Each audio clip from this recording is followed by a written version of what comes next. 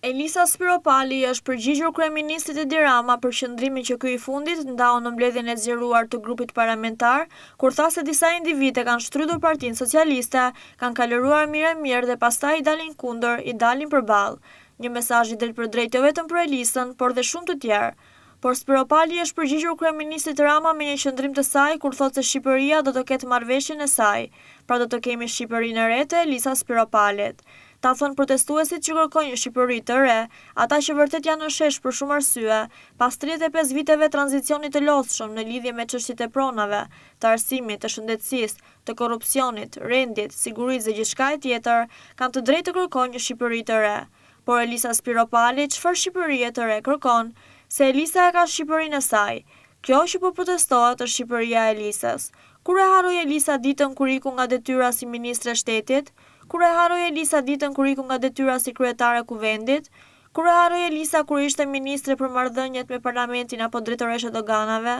Të gjitha këto detyra i mori nga Partia Socialiste. Spiropali dhe Erjon Velia janë dy njerëzit kryesor që kanë luftuar kundër socialistëve në vitin 2005. E luftuan Partinë Socialiste e më pas i mori Rama në PS, i bëri deputet, i bëri lider politik, u dha ofiqe. Dhe nga njerëz me veshje të armosura, u kthye në personalitete të rëndësishme, duke mbajtur postet më të rëndësishme në shtet. Cilën marrëveshje për Shqipërinë e re kërkon Elisa? Mos ndoshta marrëveshjet që ka firmosur kur ka qenë te doganat, që u mbytën nga akuzat për korrupsion, që çmontoi çdo strukturë doganore eficiente që lufton te korrupsionin? Cilën marrëveshje kërkon Elisa? Atë me incenatorët, ku bashkëshorti i saj u jepte tendera Klodian Zotos dhe Miren Mërtirit?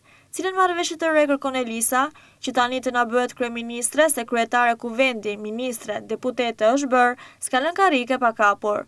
Një Shqipëri në marrëveshjen e re me Elisën e vjetër do të ishte më e reckosur se kurrë, sepse do të ishte me Elisën e mjaftit të doganave, Elisën deputete, Elisën sekretare socialiste, Elisën ministre, Elisën kryetare kuvendit. Shqiptarët e kanë paguar miliona euro nga taksat e tyre, me rroga, shpenzime, shpërblime, me mandate, makina e truproja. Dhe kjo Elisë e kësaj Shqipërie së sotme na kërkon një marrëveshje për një Shqipëri të re. Kjo është përtej kulmit të hipokrizisë. Kjo është lëvizja më e vështirë që bëhet në politikë, ku disa segmente të reckosura të saj kërkojnë të riciklohen, gjëra në emër të Shqipërisë së re, duke shfrytëzuar një grup të madh shqiptarësh që protestojnë për liritë dhe të drejtat e tyre.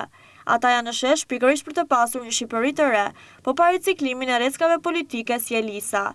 Dalja e këtyre figurave që vinë në tregun politik dhe bëjnë sikur vinë nga bota e çuditërave, nuk është gjë tjetër thjesht dhe vetëm një veprim i pashpresë, për të qenë pjesë aktive e politikës, për të përfituar nga njerëzit që protestojnë, apo për një marrëveshje me politikanët dhe liderët që i kanë marrë dhe i kanë hedhur tutje. Një Shqipëri e re nuk mund të jetë me recka të vjetra, përfshi këtu Elisën dhe çdo tjetër si ajo.